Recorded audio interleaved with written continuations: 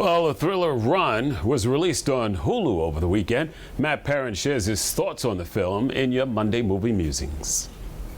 Welcome to another Monday. Between having a toddler's birthday and other obligations, getting to the theater this past weekend was pretty much out of the question.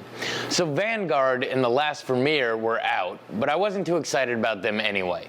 I've been interested in seeing Fat Man, and I saw a link to watch it, but it seemed a little shady, and as a reviewer, I didn't think watching a pirated copy was the way to go.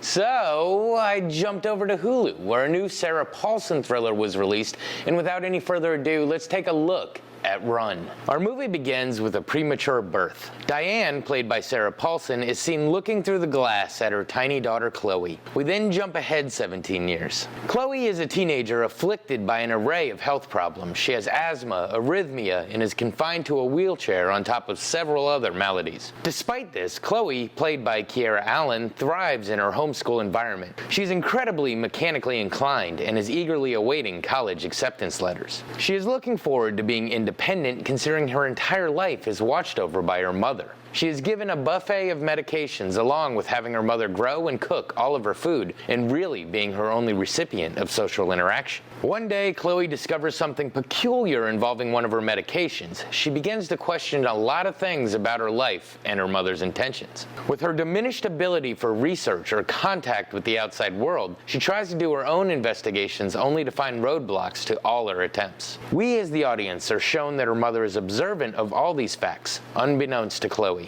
As the movie progresses, we see Chloe's efforts to discover the truth intensify along with Diane's efforts to hide things from her. We see Diane turning more from a mother into a warden, and the more Chloe tries to pull away, the tighter the leash is reined in. We see a lot of the predictable truths come out, and some shocking realizations come to light as well. We as the audience feel the tension build, sometimes feeling relief, sometimes nausea, as we wait to see how far down the rabbit hole this one is going to go. We hope for resolution, which to be honest at times just feels like an impossibility. So what to say about this one? First off, if you read the brief one-sentence description of the movie before you watch it, you basically know what's coming. A lot of what's supposed to be surprising is pretty much given away, but what isn't given away is exactly how crazy the situation gets. You know that one thing is going on, but then it's taken to a whole new level. Of course, the tension is built even higher by Sarah Paulson.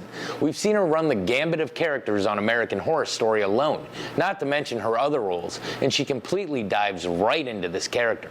Kiera Allen is great as well, and it's the first time in 70 years Hollywood has done a thriller involving a character in a wheelchair played by an actress that actually uses a wheelchair as well.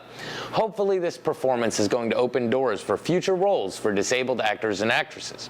What really adds to the creepiness of this movie is the whole time, even though your brain is telling you it's just a movie, it really doesn't seem that far-fetched and could definitely be occurring in any town, USA. 2 days after we watched it, my wife is still talking about how it messed with her head, so I guess that says something about the intended effect, especially with an ending that makes you question everything you've felt for the past hour and a half. This has been your Monday Movie Musing. Back to you. All right, stick with us. Tyler has the last look at that forecast when your news at noon continues.